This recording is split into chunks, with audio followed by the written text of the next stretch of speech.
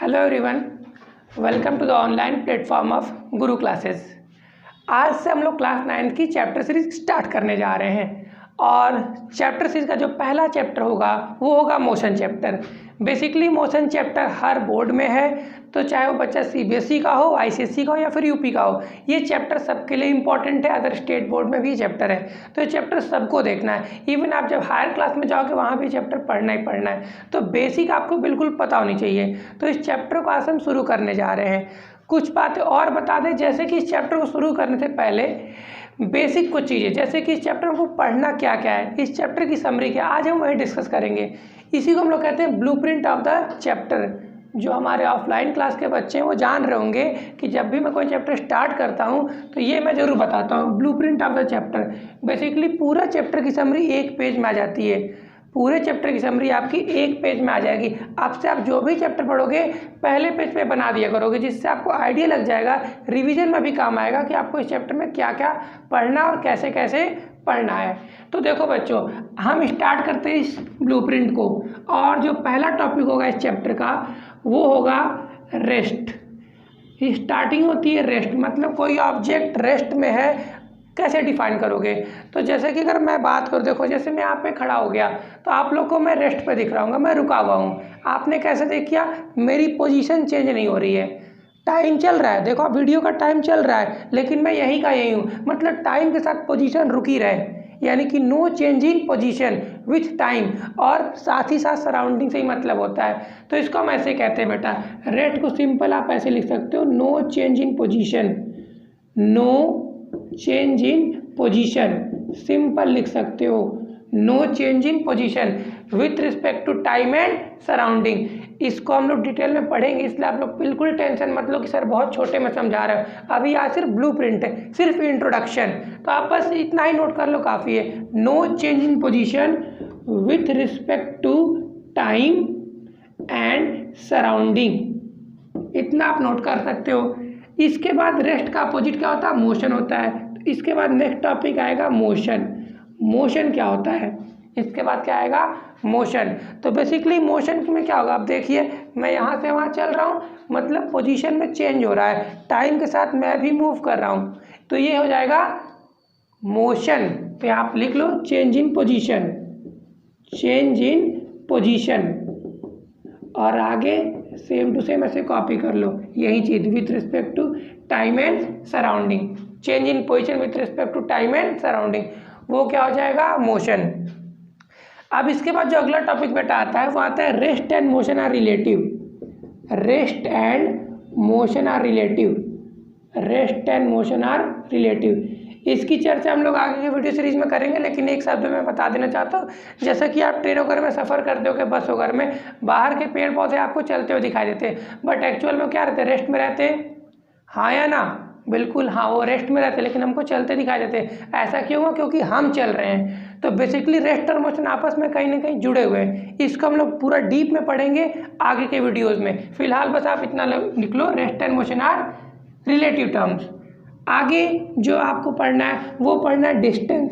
क्या पढ़ना है, डिस्टेंस। बेसिकली डिस्टेंस क्या होता है, आप कहीं भी जाते हो तो कुछ पाथ कवर करते हो, आप कहीं भी जाते हो कुछ पाथ कवर करते हो, उसी को हम बोलते हैं डिस्टेंस। तो बेसिकली ये एक्चुअल पाथ को बताता है, ये आपके एक्चुअल पाथ को बताता है। और साथ ही साथ डिस्टेंस एक स्केलर क्वांटिटी है, डिस्टेंस एक स्केलर क्वांटिटी है, मतलब इसमें सिर्फ और सिर्फ मैग्नीट्यूड होता है, इसमें डायरेक्शन नहीं होती है। इन सब बातों की चर्चा भी आगे आने वीडियो में करेंगे कि स्केलर क्या है, वेक्टर क्या है, हम बिल्कुल पढ़ेंगे। बस आप अभी नोट कर लो, बेसिक आज बिल्कुल मैं बता रहा हूँ। इसके बाद अगला टॉपिक आता है डिस्प्लेसमेंट। नेक्स्ट टॉपिक है डिस्प्लेसमेंट। अब आपने एक्चुअल पाथ तो कवर कर लिया, अब होता क्या है, आपके इनिशियल और फाइनल पॉइंट के बीच की जो शॉर्टेज डिस्टेंस होती है उसको हम बोलते हैं डिस्प्लेसमेंट। यानी ये जो शॉर्टेज डिस्टेंस होती है, ये क्या होती है, शॉर्टेस्ट डिस्टेंस को हम बोलते हैं डिस्प्लेसमेंट। फिर बात आता है, ये एक वेक्टर क्वांटिटी है, this is a vector quantity. इसमें डायरेक्शन भी होती है, इसमें डायरेक्शन होता है और ऊपर वाले में डायरेक्शन नहीं होता है, ऊपर वाले में जो डायरेक्शन है वो नहीं होता है। डायरेक्शन यहाँ है और यहाँ पे डायरेक्शन नहीं है, स्केलर और वेक्टर में फ़र्क होता है। ये हो गया डिस्टेंस और ये हो गया डिस्प्लेसमेंट। इसके बाद जो बेटा आपको अगला टॉपिक पढ़ना है वो पढ़ना है स्पीड। क्या पढ़ना है? स्पीड। बेसिकली स्पीड क्या होता है? डिस्टेंस अपॉन टाइम को हम स्पीड कहते हैं। डिस्टेंस अपॉन टाइम को हम क्या कहते हैं? स्पीड कहते हैं। फिर आपका आता है वेलोसिटी पढ़ना होता है। वेलोसिटी। वेलोसिटी क्या होता है बेटा? डिस्प्लेसमेंट अपॉन टाइम को कहते हैं। डिस्प्लेसमेंट अपॉन टाइम को हम कहते हैं वेलोसिटी।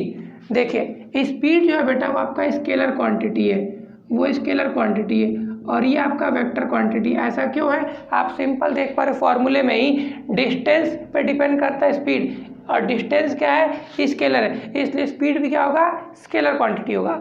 वेलोसिटी डिपेंड करता है डिस्प्लेसमेंट पे जो कि एक वेक्टर क्वांटिटी है, इसलिए वेलोसिटी एक वेक्टर क्वांटिटी हो जाएगी। तो ये हो गया बेटा आप लोग का वेलोसिटी। इसके बाद जो बेटा अगला टॉपिक आता है वो आता है एक्सीलरेशन। वो आता है एक्सीलरेशन। अब एक्सीलरेशन क्या होता है? आप लोग जानते हो कि बाइक में एक्सीलरेटर होता है। जब आप एक्सीलरेटर को लेते हो, चाहे है हाथ से चाहे पैर से, जो भी आप चलाते हो, 4 व्हीलर 2 व्हीलर, तो आप देखो गाड़ी की स्पीड अधिक हो जाती है। यानी कि बेसिकली स्पीड को कम या ज़्यादा करने की बात हो रही है, यानी कि acceleration represent the change in velocity. तो बेसिकली होता क्या है? चेंज इन वेलोसिटी को रिप्रेजेंट करता है, change in velocity.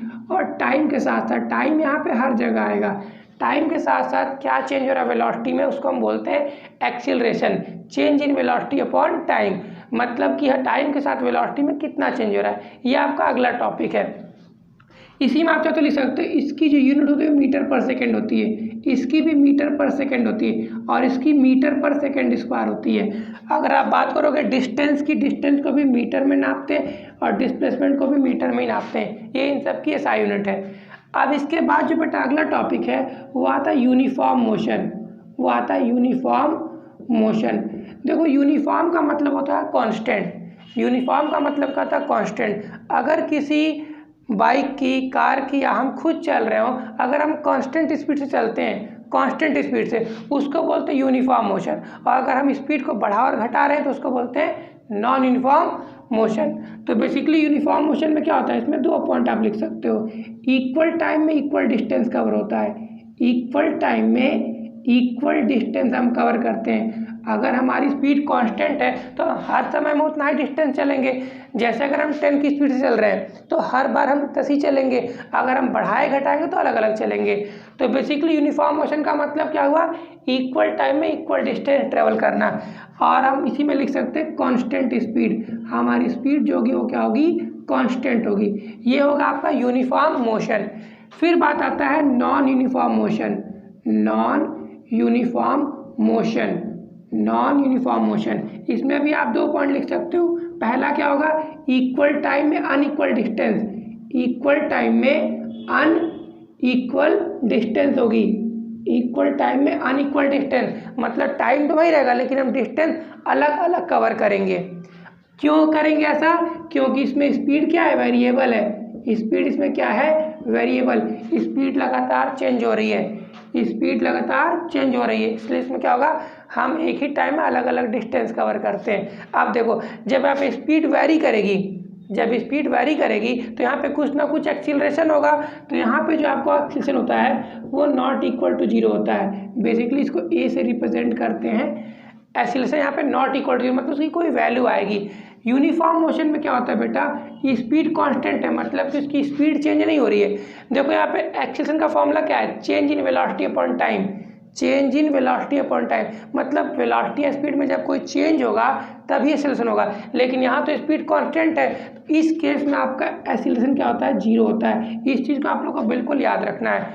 Uniform motion में ए 0 होता है और नॉन फॉर्म में ए नॉट इक्वल 0, उसकी कोई ना कोई वैल्यू होती है। इतना आप लोग जल्दी से नोट कर लीजिए, फटाक से उसको नोट करिए, फिर आगे 2-4 टॉपिक और मैं उसे बता देता हूँ। हाँ तो बच्चों पिछला आप लोगों ने सारा नोट कर लिया होगा जो भी बताया गया था, यूनिफॉर्म मोशन और नॉन यूनिफॉर्म मोशन। उसके बाद जो बेटा अगला टॉपिक पढ़ना है आप उसी में कंटिन्यूशन में नोट करते जाओ। जो अगला टॉपिक पढ़ना है यही आपके चैप्टर की बैकबोन मानी जाती है, सबसे इंपॉर्टेंट टॉपिक है, जिसे हम बोलते हैं इक्वेशन ऑफ मोशन। क्या बोलते हैं? Equations of motion. Equations of motion कहते हैं। बेसिकली इस चैप्टर में यही सबसे इंपॉर्टेंट टॉपिक है पढ़ना, इसी पे न्यूमेरिकल्स आते हैं, इसी पे बहुत बड़े बड़े कॉन्सेप्ट भी लगते हैं। तो बेसिकली आपके कोर्स में 3 इक्वेशन ऑफ मोशन है, 11th में 4 हो जाते हैं, लेकिन यहाँ आपको 3 ही पढ़ने हैं।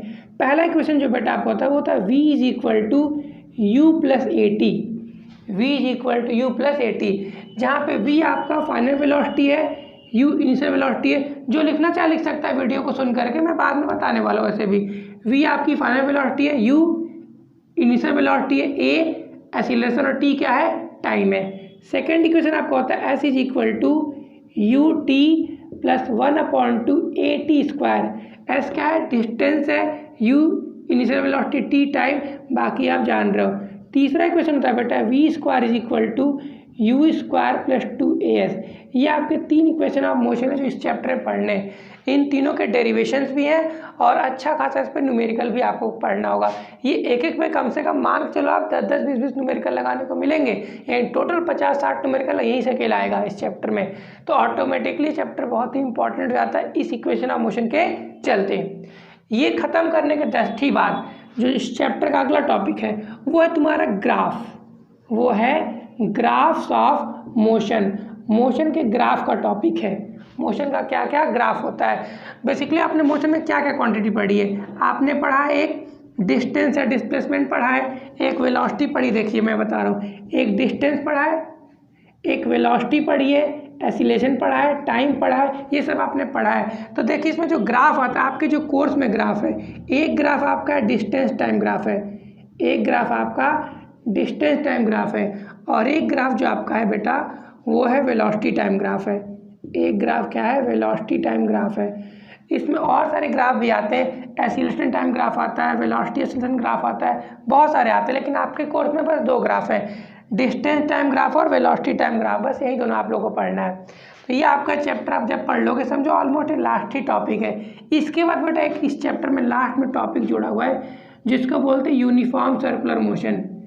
Uniform circular motion, uniform circular motion, यानी कि अगर कोई ऑब्जेक्ट सर्कुलर पाथ पे मोशन कर रहा है, सर्कल आप जानते होंगे इस टाइप से, अगर कोई ऑब्जेक्ट सर्कल पे मूव कर रहा है कांस्टेंट स्पीड से, उसको हम क्या कहते हैं, यूनिफॉर्म सर्कुलर मोशन।